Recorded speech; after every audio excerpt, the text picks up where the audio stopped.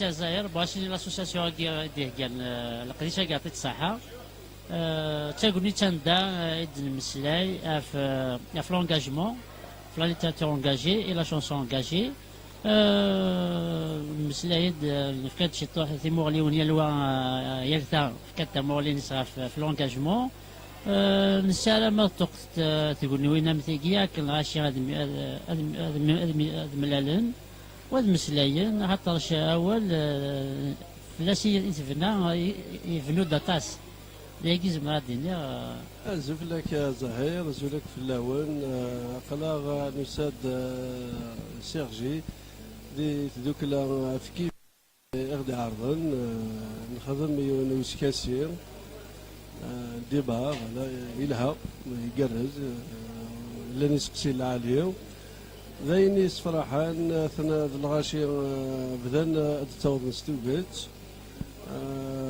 سلام تذوك لا كيف أتكمل نيقويا قابلها تلا قد خدم أوغان ويا تنمرتك وشكرا ذاك إديوسان تنمرتك تدار الظاهرة في القديشينيك أزول فلك أجمع أنا كذا إبراهيم ساسي chanteur écrivain. J'ai publié 11 livres de poésie. Le dernier, je l'ai publié en juin dernier. Voilà, et sinon je chante aussi depuis une trentaine d'années. Tazarni Zwasen. Sagin, Thimlili Sagin, Boisagin, Thelhangatas. Akin Qaran Thimler Thassan Dhuturu. On a essayé de faire le tour de la la chanson engagée, l'engagement littéraire, l'engagement poétique. L'engagement spécial, on a essayé de dégager des perspectives. إيوكن ونفتش لها alors إيوكن بنادم ويفتش لها إلى قادر في كتابين خاص même si on sort à peine de l'oralité نزمر ثورا لانت كتابين نزمان نغار لانت كتابين استقباليت إلى قنغار استقباليت إيوكن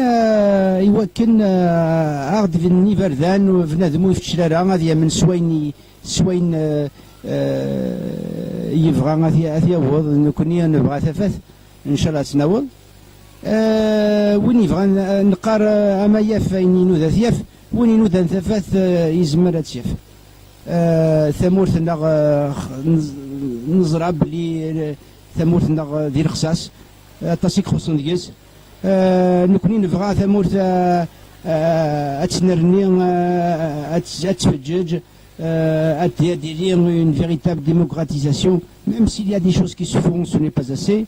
محبس كواد تفغن يعني سي الحبس هذيك فول فاطر جوغر العقل تفغن العقل كي مساسي في التساويه لن ومنا بلي لن يركزن يعني كسدفعنا فاش تاقيا يوكلنا الشوار أذن رنين ذي ثفات كوني حارز ربي la salle Hubert Renaud, Sergi, ainsi que l'association AFTIF. Donc, ainsi à la première édition du festival de la littérature et de la chanson engagée. Le festival acquis, c'est autour de l'engagement de façon générale. C'est une première édition, c'est une édition d'essai pour un projet futur en avril prochain, avril 2023, où on fera un festival sur l'art de l'engagement. L'art de l'engagement, c'est-à-dire l'engagement à travers plusieurs arts. Il y aura du théâtre, il y aura de la chanson, il y aura de la littérature, il y aura de la musique. Donc, dans tous les domaines où les artistes, les penseurs, les libres penseurs s'expriment pour s'engager. Chaque fois qu'on s'exprime, c'est pour s'engager.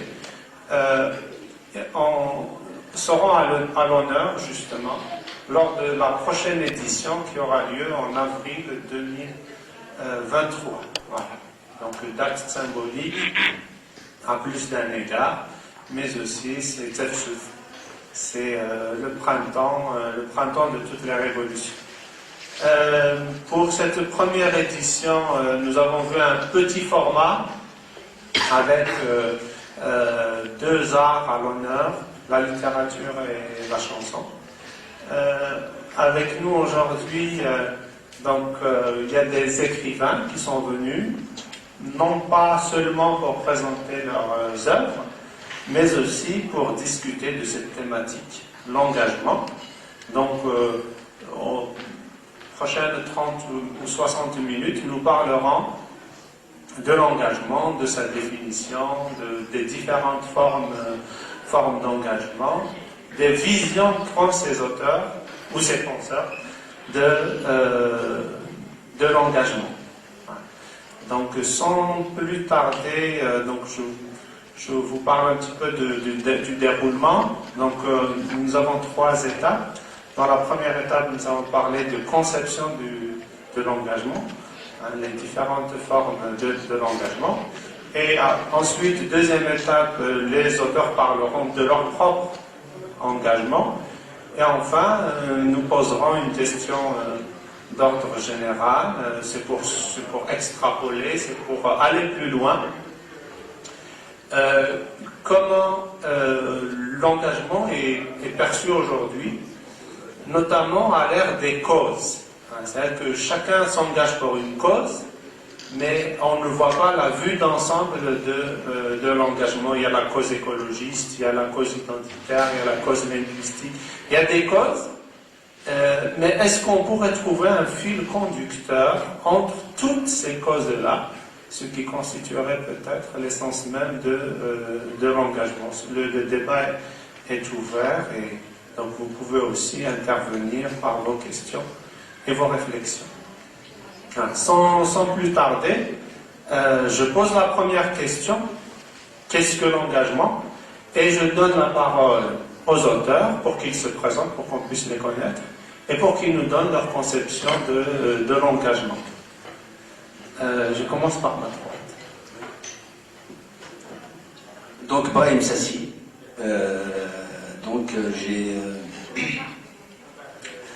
J'ai publié 11 livres de poésie. Le dernier livre que j'ai publié, il faute au mois de juin dernier. Voilà, et puis j'ai beaucoup chanté dans et donc voilà, l'engagement. Le fait d'écrire ou de chanter, c'est déjà un engagement. L'écrivain constate, dénonce les inégalités, les injustices de son temps. Il est un témoin de l'époque. Il aide à la prise de conscience pour éviter de reproduire des erreurs du passé. Donc, une littérature engagée, c'est une littérature militante, une littérature de combat. Victor Hugo, qui a beaucoup lutté pour abolir la peine de mort, juste pour le citer, la peine de mort qu'il considérait inhumaine, il disait « Cette tête de l'homme du peuple, cultivez-la, éclairez-la, vous n'aurez pas besoin de la couper. » Voilà. Donc, Sartre et Camus sont deux figures de l'engagement intellectuel. Et ils ont défendu la liberté, ils ont dénoncé la politique coloniale de la France. Sartre, qui est un symbole dans l'engagement politique, disait qu'un texte n'est jamais neutre par rapport à l'époque où il est écrit. Sauf la poésie, car elle traite des mots comme la peinture le fait avec des couleurs et peut ne porter aucun message. Là, je ne suis pas d'accord avec Sartre, car je considère que le fait d'écrire, de versifier et de peindre est déjà une forme d'engagement. Chaque couleur, chaque mot, chaque silence peut cacher un message. L'engagement, c'est toujours répondre à une urgence. Voilà. Merci. Merci Ibrahim. Donc juste pour résumer quelqu'un rapidement, si j'ai bien retenu Aïn Denner, c'est la littérature, c'est une littérature de combat. Il y a toujours des idées qui sont défendues dans la littérature. Et la place du poète dans l'engagement. Donc pour toi, même le poète, lorsqu'il versifie, c'est aussi une forme de poésie. D'accord. On aura la rose, parce que le poète n'a pas le droit de citer, par exemple, chez Platon. Asdi. Bonjour, je me présente, je m'appelle Asdi Latel. Je suis avant tout passionné de littérature et de poésie, de musique, surtout de musique. Au départ, je voulais préparer quelque chose parce que la notion de l'engagement, pour moi, pour parler d'engagement en littérature, c'est déjà comprendre la notion elle-même. C'est-à-dire quand on voit un peu l'histoire de l'engagement, la littérature engagée, même le titre littérature engagée est né dans les années 40 et 50. Le philosophe qui l'avait conceptualisé, théorisé, c'est Jean-Paul Sartre. Maintenant, en 2022, en tant que lecteur, parce que avant d'écrire, on est déjà avant tout lecteur, moi ce qui m'interpelle dans cette notion, en quoi peut-on, avec des mots, avec la musique, comment rendre cet engagement avec nos préoccupations d'aujourd'hui. Parce qu'il me semble, parler d'engagement, ça renvoie déjà en tant que lecteur à une forme de conditionnement idéologique. Ça part personnellement dans ma pratique d'écriture. Moi personnellement, même si je défends des idées politiques, etc., je me refuse un peu au simplisme de l'engagement, parce que il y a toute une littérature de combat qui n'est valable qu'à une époque. Or, la littérature elle-même, pour moi, actuellement, on peut lire, par exemple, Sophocle, Khatib Yassine, Mimouni ou d'autres écrivains, Gabriel Marquez, en quoi leur littérature me parle en 2022. Donc pour moi, déjà, dès qu'on parle de l'engagement, ça me renvoie à un contexte historique. Or, les contextes changent. Et en tant qu'écrivain, comment justement, et en tant que lecteur, comment poser, on va dire, comment revitaliser peut-être la notion de l'engagement. Parce que quand on parle de Sartre à l'époque, je cite Sartre parce que c'est le premier philosophe qui a fait l'effort de conceptualiser à travers un livre qui s'appelle Qu'est-ce que la littérature, publié en 1947. Pour lui, tout écrivain, dès qu'on écrit, d'ailleurs il utilise une expression, on transforme la plume en épée. Alors personnellement, l'image de l'épée, ça me dérange parce que je trouve que c'est violent et que personnellement, je n'adhère pas du tout à ce genre de... Ça c'est le premier point. Et le deuxième point, c'est que sur les personnes qui écrivent, ils sont aussi citoyens, ils participent chacune à chacun à sa façon dans la vie de la cité. Or, on sait très bien, quand on écrit avec une arrière-pensée politique, le champ d'écriture, pour moi, il est limité. Parce que si, par exemple, j'aime pas les capitalistes, par exemple. Mais en tant qu'écrivain, comment je vais faire parler un personnage tout en respectant, c'est-à-dire pas comment je vais faire un effort, comment le faire parler, l'intégrer dans un récit, un livre, une histoire, tout en respectant, sa logique, etc. D'ailleurs, un des meilleurs exemples dans la littérature, parce qu'on parle de littérature, c'est William Faulkner. William Faulkner, c'est un prix Nobel de littérature, c'est quelqu'un de très costaud, c'est quelqu'un de raciste, esclavagiste. Or, quand c'était un bon écrivain, par exemple, il a un roman qui est très fameux, s'appelle Lumière d'août, quand il fait parler le nègre, il est même arrivé à maîtriser son langage, à parler nègre. Et pour moi, c'est très important de faire attention à ça. Parce qu'on a beaucoup de littérature soviétique, notamment quand C'est-à-dire quand on décrit, par exemple, si un écrivain va faire le portrait d'une société bourgeoise, tout ça, ils ne font même pas l'effort, justement, dès que quelqu'un porte un costume, par exemple, c'est comme si c'est négatif ou c'est bourgeois. Or, dans une société humaine, il y a de tout.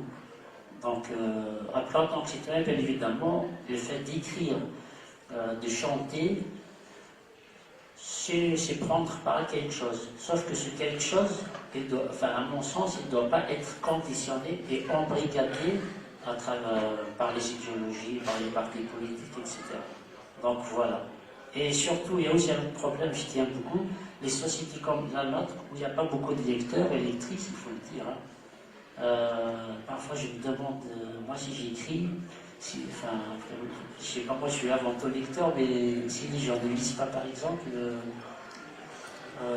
pour moi, c'est comme, il y a quelque chose de, c'est comme si, oui, c'est bien ça. C'est une triste réalité, par exemple, et surtout, je tiens aussi à souligner un point important, quand on parle de chansons engagées, beaucoup de mes compatriotes, je le dis en toute modestie, c'est pas croire que chanter, dénoncer comme ça, c'est l'engagement. Or, l'engagement, il va avoir un sens artistique quand il y a un effort de réflexion, de composition. Je vous cite un exemple. Si on prend Idir, par exemple, ou actuellement Alain Bral, Idir, il a fait l'un des plus beaux engagements, peut-être, c'est Idir. Pourtant, quand Idir chante, il n'est pas dans la vocifération, dans la contestation brutale, parce que tout son intelligence, justement, c'est comment inviter l'autre et comment nous inviter nous-mêmes à se connaître, en fait. Pour moi, c'est un très bel exemple, justement, de comment la notion d'engagement peut être réfléchie, reposée autrement. Voilà, je ne sais pas si j'ai répondu.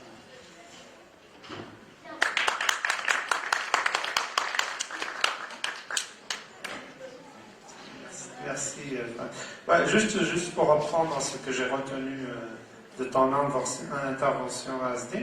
Donc il y a la notion d'actualisation. Tout engagement doit être actualisé. On peut encore en parler. Actualiser, c'est-à-dire le combat d'une personnalité au 19e siècle.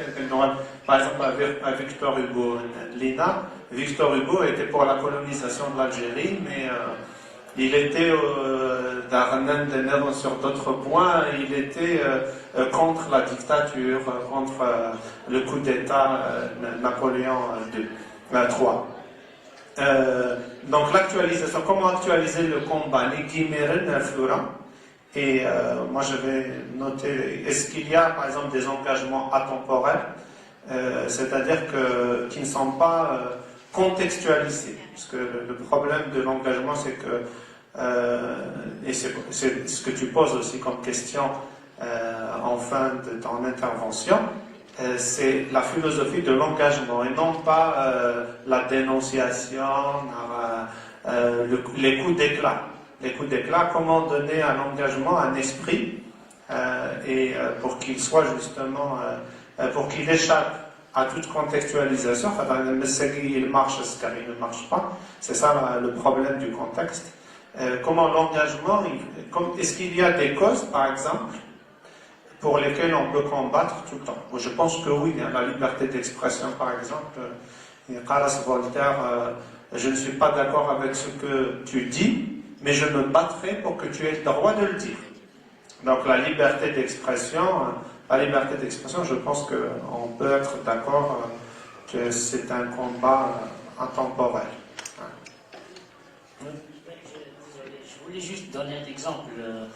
Quand on parle d'engagement, Nejma de Kateb Yassine, moi j'aime beaucoup Kateb Yassine. Quand on prend le texte de Nejma, c'est écrit sur la colonisation, à aucun moment on voit qu'il y a une dénonciation de la colonisation. Pourtant, c'est une œuvre révolutionnaire, ça a chamboulé le champ littéraire.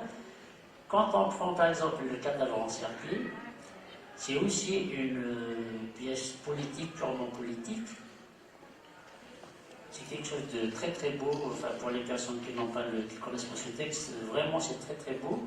Par contre, quand on lit par exemple Katib Yassine après l'indépendance et tout, son théâtre est devenu beaucoup plus idéologique.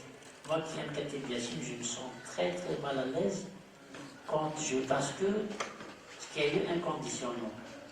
C'est ça le travail, c'est-à-dire pour moi le travail de l'écrivain, on n'oublie jamais qu'un écrivain c'est un créateur, et même s'il prend part d'une cause, etc., c'est le cas de la cause berbère, de la démocratie, tout ça, par exemple les militants d'ICAD des années 70, avec tout le respect, depuis 70, il y a eu beaucoup de choses qui ont changé. Donc encore maintenant, comment peut-on, en écrivant, en chantant, réactualiser, rendre justement les choses de nos jours, quoi, en accord avec notre actualité. Merci Azif Lawan. Bonsoir tout le monde. Farid Belmokhtar, auteur de 2 livres et plein d'articles, kabyle et en français. Sur l'engagement, comme il a dit lui, voilà.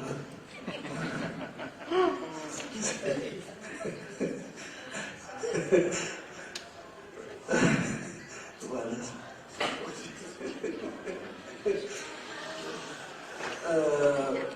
L'engagement, pour moi, voilà, je peux juste le définir avec 2 mots. Voilà.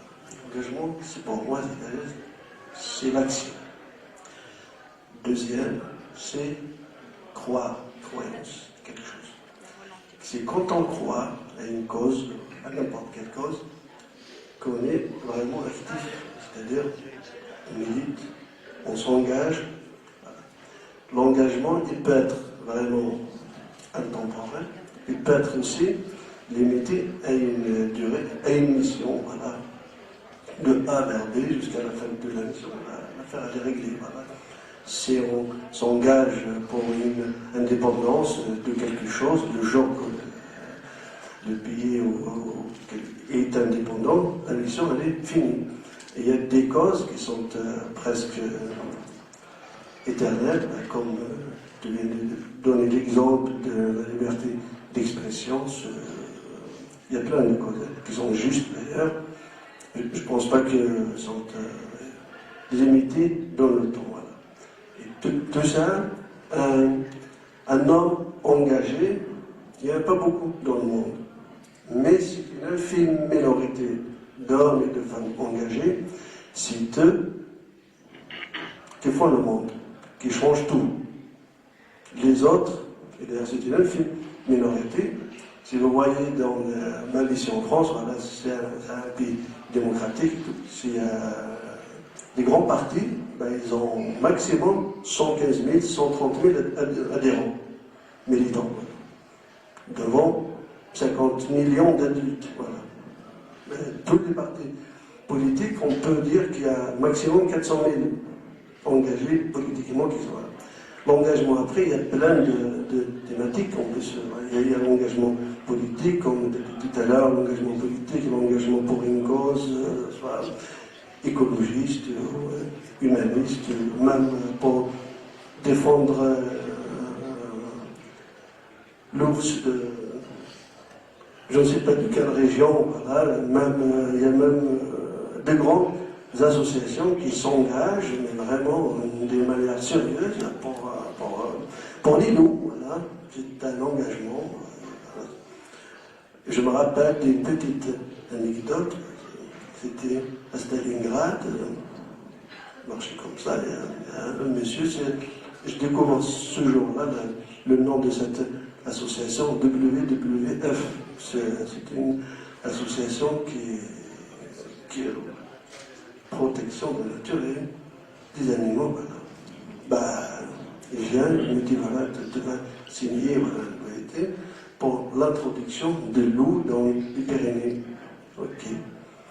Et moi j'ai autre chose, hein, comme moi le plus important c'est dans les Pyrénées et dans cette région même de tous les Ambales. Pour moi c'est la question identitaire et linguistique.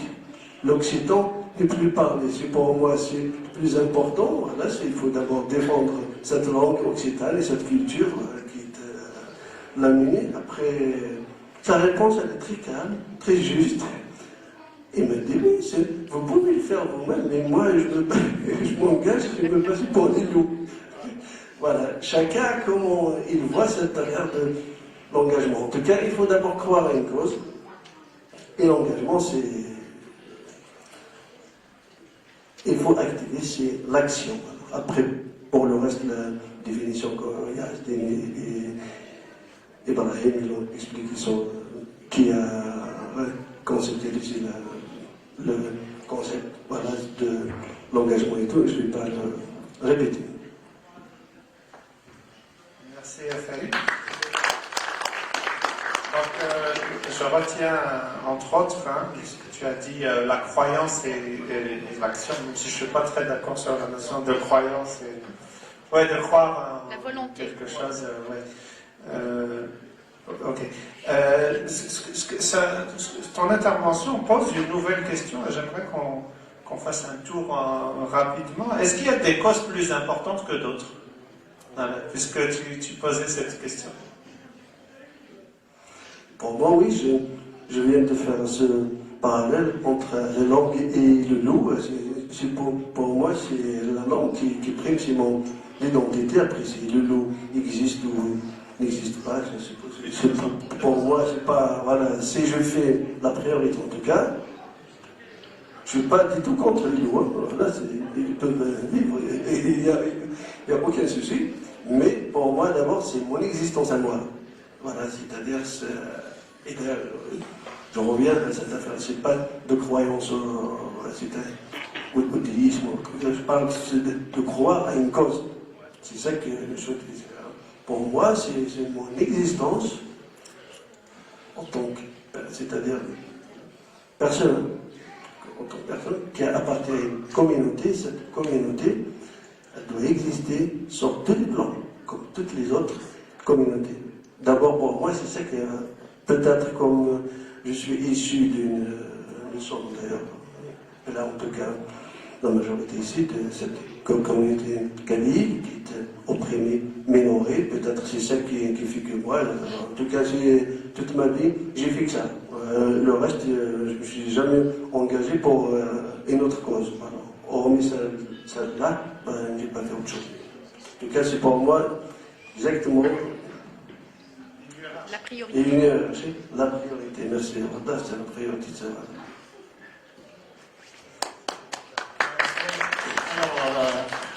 Alors pour moi, personnellement, le mot même cause, pour moi, enfin, c'est personnel, c'est une opinion, je suis pas. Le mot cause, moi, me gêne.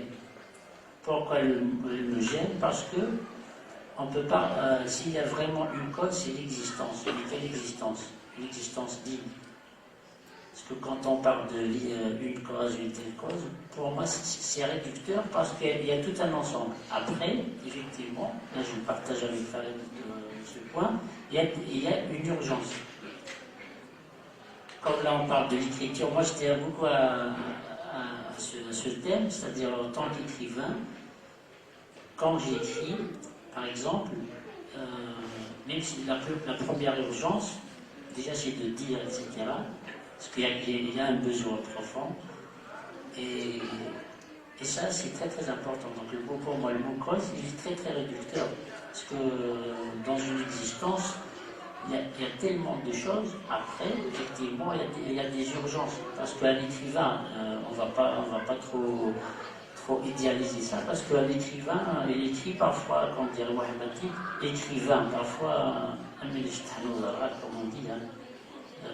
Parce que qu'est-ce que moi j'écris un livre, comme dirait Sartre aussi, que vaut ce livre devant un enfant qui a faim, parce que le fait aussi d'idéaliser trop la littérature, la chanson, je fais très attention, hein, parce qu'il y a un côté un peu illusoire dans ça. Donc l'important pour moi c'est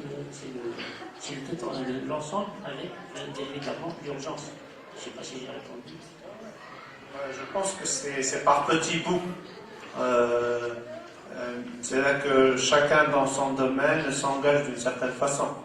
Et oui, pour moi aussi, les causes c'est réducteur. Il faut plutôt un engagement global, par exemple pour la démocratie, pour la liberté d'expression, et tout ça engendre l'autre. De toute façon, après, c'est une suite. Oui, donc comme je disais tout à l'heure, comme nous l'avons répété, l'engagement répond toujours à une urgence. Et il y a différentes manières de s'engager, et à chacun de voir cette urgence. Mais ça reste toujours un engagement. Donc, s'engager, c'est prendre position, témoigner, dénoncer, faire de la plume une arme. Ça reste bien sûr une métaphore. Faire de la plume une arme au service d'une cause. Au XIXe siècle, le combat de Zola en faveur du capitaine Dreyfus pour faire triompher la justice, dans un contexte de déchaînement antisémite, a fini par aboutir. Donc, on voit bien que, pour moi, l'intellectuel doit s'engager. Et les combats finissent par aboutir. Moi, je dirais d'abord qu'il y a de plus en plus de lecteurs, c'est sûr, parce que nous passons d'une culture orale, bien que je ne sois pas complètement d'accord, mais nous passons surtout de l'analphabétisme à une certaine alphabétisation. Donc, c'est sûr qu'on a de plus en plus de lecteurs. Ensuite, deuxième chose, et ça c'est notre malheur, ou c'est le malheur de toutes les cultures dominées, c'est que nous prenons le train un peu trop tard. Et au moment où les gens commencent à lire, on leur invente la télé. Si on prend l'histoire de l'imprimerie occidentale, elle a commencé au XVIe siècle. Donc les gens ont commencé déjà à lire. Après, il y a toute la presse qui favorisait la lecture, donc les gens pouvaient lire. Mais malheureusement, chez nous, nous sommes au moment où les gens commencent à apprendre à lire, il y a la télé, ensuite il y a Facebook, il y a les réseaux sociaux, et tous ces moyens de communication parasitent un processus, j'allais dire entre parenthèses, un processus naturel de l'apprentissage ou de l'amour de la lecture. Donc c'est à peu près ça, c'est notre malheur à nous, c'est de prendre le fleuve à contre-courant. C'est ça notre malheur. Et une dernière question. Oui. Juste un dernier petit mot sur l'engagement artistique.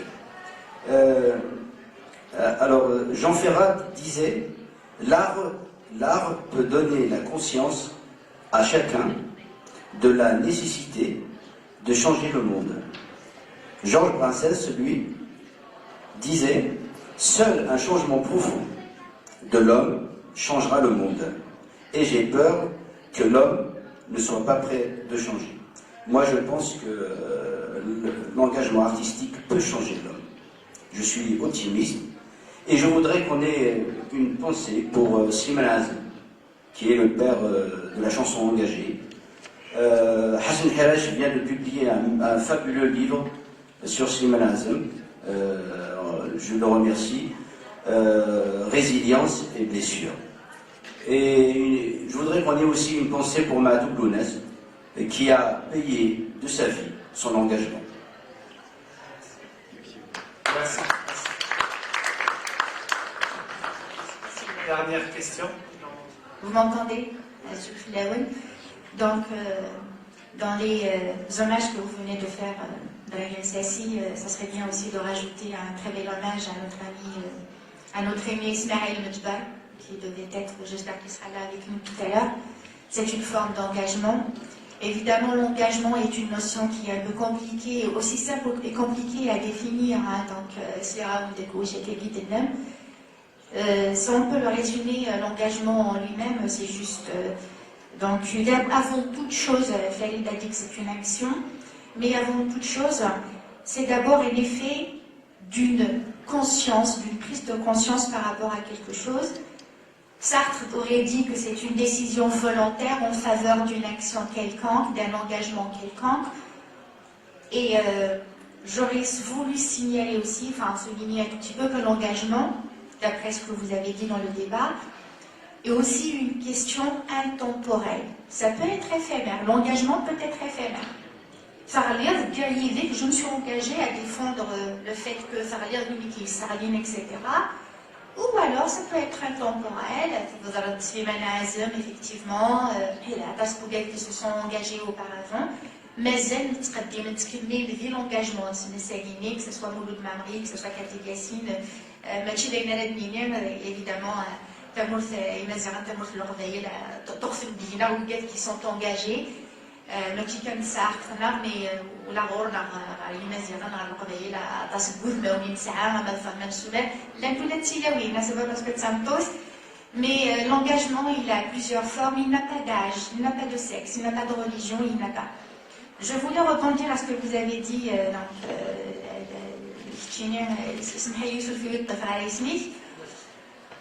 l'engagement aussi. Donc, il peut être négatif, il peut être positif. Ce n'est pas forcément en faveur d'une action positive. Quand on est positif, on pense positif. L'engagement raf l'identité, de toute façon, un engagement, c'est ce qui devrait être en faveur du vivre ensemble. Ça, c'est une option, peut-être une vision idéaliste un peu de la chose, et puis c'est à la mode le vivre ensemble. Mais malheureusement, vu l'engagement, il y a des personnes qui sont convaincues, de par leur engagement, qu'ils font en faveur d'une action qui peut être utile, voire salvatrice pour l'humanité.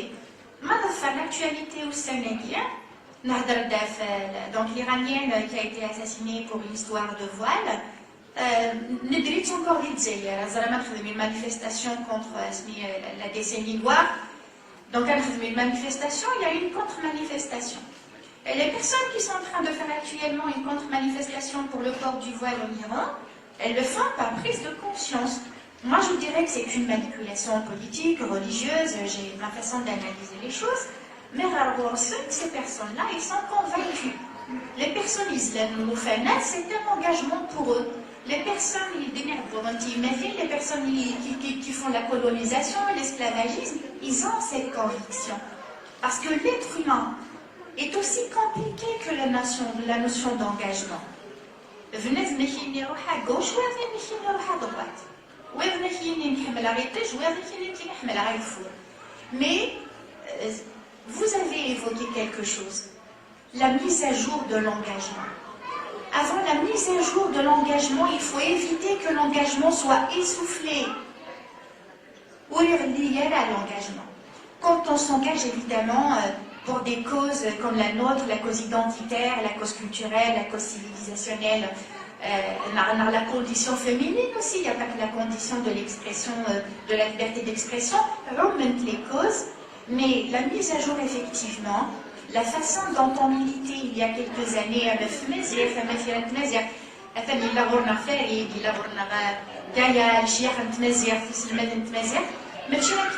en 95, j'en fais partie, donc c'est juste une mazère. À l'époque de Mohamed Arabi Saoudi, etc. Et moi, donc ma question,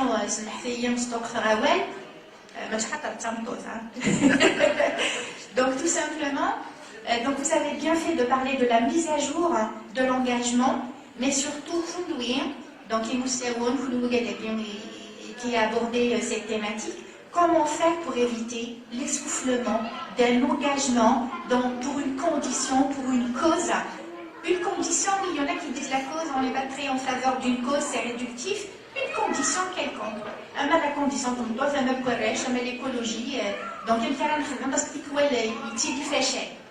Il faut militaire, il faut s'engager,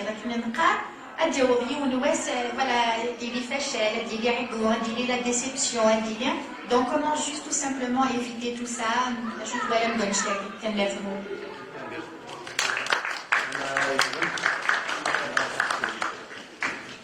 Moi je dirais qu'il faut lire.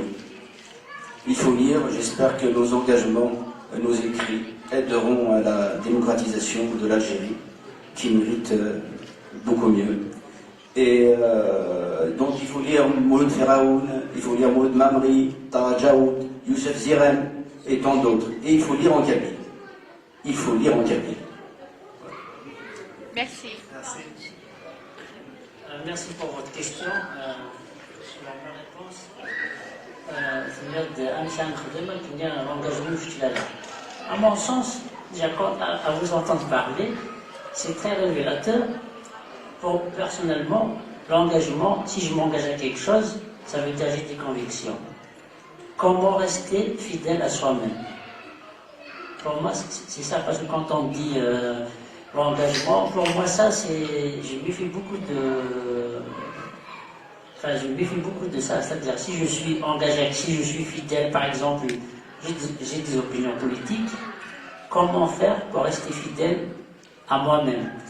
Excusez-moi, je n'ai pas parlé de notion de fidélité à un engagement. Non, c'est moi qui parle de fidélité. Vous avez dit l'engagement et parce que c'est vrai. Attentivement, l'engagement et en fait, la question, déjà, la fatigue, c'est quelque chose d'humain. oui. C'est très humain. Deuxième des choses, en tant qu'écrivain, parce que moi je suis resté toujours dans le sujet, hein, parce que d'habitude je suis un peu anarchiste, et aujourd'hui j'ai fait l'effort de faire vraiment en tant qu'écrivain, comment, à travers ce que je fais modestement, comment je peux participer modestement à la prise de conscience. Par exemple, actuellement, les bibliothèques. Moi, dans mon village, par exemple, j'essaie d'initier comme ça. C'est pas toujours facile. Pour moi, l'urgence, c'est comment apprendre en fait, aux enfants, parce que nous-mêmes, on a été un peu... parfois on a eu de la chance, parfois on n'a pas eu de la chance, parce que personnellement, c'est grâce à des rencontres que j'ai aimé les livres. S'il n'y avait pas ma soeur, il n'y avait pas mes profs, par exemple, ça c'est une chance. Maintenant, après chacun, selon ses convictions. Si je trouve par exemple sur le domaine des livres, ou bien des théâtres, comment encourager par exemple des troupes, comment participer à faire éclore des talents. Par exemple, à travers YouTube, on découvre beaucoup de jeunes talents qui n'ont pas forcément n'ont pas les moyens. Alors que dans nos villages, en tout cas dans beaucoup de villages, c'est bien, tout ça, mais à un certain moment, on peut passer à autre chose. C'est comme, je vais aborder une question d'actualité, c'est comme les caisses ici en France. Maintenant, heureusement, ça commence à changer. Beaucoup de villages, ils ont une caisse pour le rapatriement des corps. C'est bien, c'est un devoir, etc. Mais comment maintenant s'occuper des vivants? Moi, ce qui m'intéresse, c'est les vivants. Ça, c'est très très important, parce que historiquement, ça peut s'expliquer. On est un peu dans l'adoration de la mortification, tout ça, mais en tout cas, à travers ce que je fais modestement, j'essaie de participer à travers mes écrits, etc. Voilà. Bravo. Et avant, c'est la réponse, comment faire pour que la cause, je pense que la cause identitaire berbère, c'est ça, je pense. Ou en général. En général. Si on parle de nous, voilà. On a un proverbe kabyle qui est quel est le bon chemin, la bonne méthode.